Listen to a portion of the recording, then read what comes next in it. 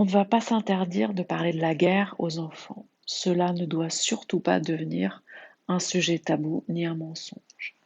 Bien entendu, on va choisir le moment pour entamer ce dialogue.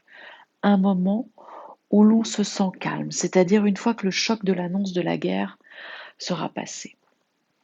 Avec les enfants, on va faire comme avec les adultes, c'est-à-dire accueillir la parole de l'autre sans chercher à juger, simplement écouter, sans négliger le ressenti de l'enfant.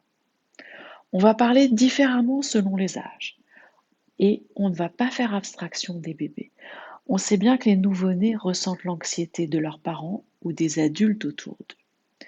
Pour les enfants de moins de 3 ans, on sera attentif à leur comportement, surtout s'ils ne sont pas à l'aise avec le langage oral. On va être vigilant sur des signaux comme les maux d'estomac, des difficultés à l'endormissement, des cauchemars. Entre 3 et 7 ans, on va les laisser s'exprimer, leur permettre d'extérioriser leurs ressentis face aux infos glanées à gauche et à droite. On ne va surtout pas chercher à nier la réalité, mais selon l'âge, on sera plus ou moins précis.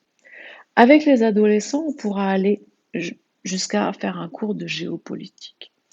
Et je ne peux m'empêcher de rappeler que l'on doit éteindre les chaînes d'infos en continu, qui provoquent des montées d'anxiété, et plutôt jouer avec les enfants, quel que soit leur âge.